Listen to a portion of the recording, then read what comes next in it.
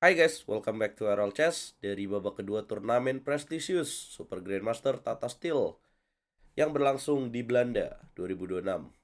Kita akan bahas game akurasinya 99%. Gila nggak tuh? Padahal putihnya akurasinya 90%. Kita akan bahas derby Jerman nih antara Vincent Keimer melawan Matthias Blubam. Buat teman-teman yang belum tahu, Vincent Keimer pecatur nomor 1 Jerman, sering tampil di turnamen prestisius. Nah, mungkin teman-teman jarang dengar Matthias Blubam ya. Dia merupakan juara FIDE Grand Swiss dan akan mengikuti turnamen kandidat untuk berebut ya, untuk menjadi penantang dalam perebutan gelar juara melawan Gukes nantinya. Tapi lawannya ada 7 pemain lagi. Langsung aja kita bahas gamenya. Kita balik dulu supaya teman-teman nggak protes ya. Putih Vincent Keimer mulai dengan C4, kemudian dijawab dengan E6, putih D4, kemudian hitam D5, putih kuda C3, hitam kuda ke petak F6. Ini merupakan Queen Gambit decline ya, teman-teman. Kemudian putih langsung makan. Makan lagi, dan kemudian Bishop G5. Hitam Bishop ke petak E7, putih E3, hitam H6. Ancam Bishop, Bishop mundur, hitam lakukan pengamanan raja, putih Bishop D3, hitam benteng E8, dan putih kuda F3, hitam C6. Putih Bishop G3, hitam Bishop ke petak G4, putih Queen ke petak B3, dan hitam Queen ke petak B6, putih kuda E5, dan hitam Bishop ke petak E6. Nah, ini adalah 12 langkah awal dari game ini. Kita bisa lihat ya, putih coba melakukan serangan, tapi hitam tetap solid di sini. Dan bisa terjadi pertukaran queen di sini. Kenapa hitam nggak mau tahan pionnya dengan B6 aja? Itu akan mempengaruhi struktur pion yang solid D5, C6, dan B7. Jadi dia handle pakai queen. Kenapa hitam mau terima kalau terjadi pertukaran queen? Membuat double pawn. Ya, di satu sisi itu memang merugikan secara struktur, tapi di satu sisi hitam memiliki keuntungan. Apa keuntungannya? Bentengnya jadi terbuka jalur A-nya. Putih lanjutkan dengan jalan F4. Hitam nggak mau diserang terus, dia mainkan langkah kuda G4, menawarkan pertukaran kuda. Putih F5. Hitam makan kuda, harus dimakan lagi ya, karena kuda mengancam bishop, dimakan lagi dengan bishop. Hitam bishop ke petak C8. Putih bishop ke petak F4, mundur ya. Kemudian hitam mainkan kuda ke petak D7. Putih H3, hitam lakukan skak, bishop H4, dan ternyata Vincent Keimer memang siap dengan bermain tanpa rokade. Gimana ya cara hitam untuk bisa menyerang posisi raja yang tanpa rokade ini? Nah, hitam mulai merubah arah serangan dengan queen ke petak D8. Dia tahu kalau ke endgame sulit menang ya. Dia pertahankan queennya. Queen D8 saya rasa idenya mau bishop ke petak G5.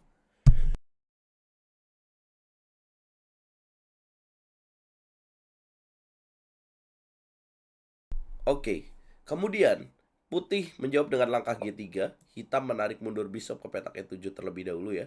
Apabila bishop G5 tentu sebenarnya bagus juga gitu ya. Tapi tidak mau terburu-buru tukar, kemudian bishop E7, putih benteng A ke petak C1 dan ini mistake ya, harusnya G4 dan hitam mulai mengembangkan kudanya ke petak B6, putih G4 dan ternyata gajah ditarik mundur itu supaya bisa ganggu lewat C5 ini, teman-teman. Ya, ancamannya mau garpuan C4, putih makan ya, kemudian dimakan lagi dan akhirnya menyerang petak E3. Nah, ini langkah menarik ya. Harusnya best move-nya di sini benteng H ke petak E1. Tapi ini udah enak buat hitam. Kenapa? Karena hitam juga on the next move-nya punya ancaman kuda C4 yang kalau dimakan discover check ancam queen.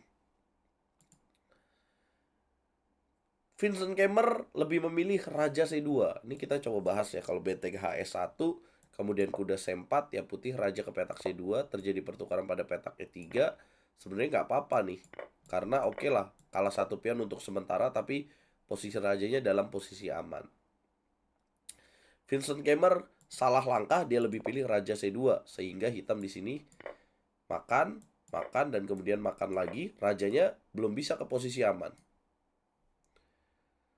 Vincent Keimer coba menawarkan pertukaran benteng. Diterimalah pertukaran itu. Hitam unggul 1 pion ya teman-teman. Kemudian bishop ke petak D7, mau D4 dan bishop ke petak A4. Putih queen ke petak B4, hitam lakukan serangan juga, benteng ke petak E3, queen ke petak F2, benteng E2, queen ke petak G1. Nah, raja kan nggak aman kan? Ancamannya masih D4. Putih benteng ke petak E7, mistake. Tapi jalan apa lagi ya? Ini doang yang kelihatan mengancam. Oh, B3. Mungkin pilihan lainnya yang lebih bagus. Hitam, benteng C8, pin, mau D4. Putih, raja D2, bingung dia. Gajah B5, pilihan lainnya. Bagaimana cara hitam untuk melanjutkan serangan, teman-teman? Nah, coba pause videonya dan pelan-pelan pikirin supaya kalian bisa mendapatkan ilmu dari video ini juga. Yap, hitam menyerang dengan kuda ke petak C4. Terjadi pertukaran, dimakan oleh benteng, putih ambil queen B7. Gimana cara supaya hitam menang dan putih menyerah di langkah berikutnya? Tidak buru-buru rokade, tidak buru-buru untuk menyerang raja ya. Yaitu dengan jalan gajah A4. Setelah langkah ini menyerah. Kenapa ya? Kenapa nggak lakukan skak aja? Yang kelihatan mungkin kita akan lakukan skak ya. Ternyata nggak bisa. Kuda E2 aman. Kalau misalkan di sini kita stuck pakai benteng D4, raja C2 aman juga. Gajah A4, B3. Kalau di skak queen F2 ada benteng. Nah, ternyata langkah gajah 4 ini sangat bagus untuk mencegah raja ke petak C2 dan kemudian dilanjutkan dengan benteng D4. Misal B3 dimainkan, ada queen ke petak D4. Kudanya jatuh. Kalau misalkan di sini dimakan, maka hitam melanjutkan dengan queen D4, raja E1, benteng C1, raja E2, benteng C2. Mau kemana dia? Raja E1, queen G1, raja ke petak F3, queen ke petak F2. Gila ya, akurasinya 99%. Padahal putih 90%.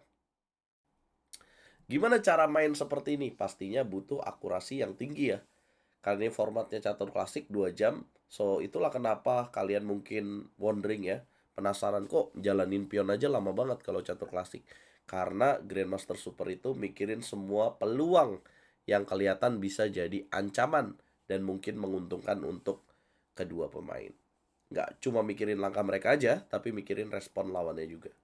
Jadi kalau selama ini teman-teman main catur klasik pun buru-buru seperti main 10 menitan, itu harus diperbaiki. Karena teman-teman mungkin bisa melewatkan banyak kesempatan.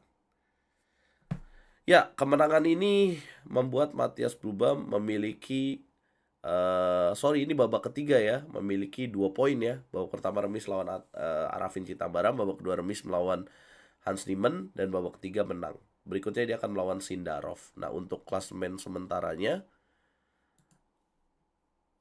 mana ya? Ya, klasemen sementaranya yang memimpin adalah Hans Niemann sama. 2 poin juga ya. 2 poin ada 5 orang. Hans Niemann, Matthias Blubam, Nodir Bekabdussatorov, Arjun, dan Van Forest. Sementara 1,5 ada 1, 2, 3, 4, 5, 6 orang. Arafin, Erdogmus, Nguyen, Fedosev, dan Sindarov. Vincent Kemmer 1, Anis Giri setengah, dan Pragnananda setengah. Oh, Pragnananda lagi menurun banget nih. Pantau terus turnamen Tata Steel hanya di YouTube RL Chess. Jangan lupa like, share, komen, dan subscribe. Bantu channel ini terus berkembang guys. Jangan lupa jadi langganan juga di YouTube RL Chess. Mau lebih jago? Gue tungguin kalian gabung ke RL Chess Academy.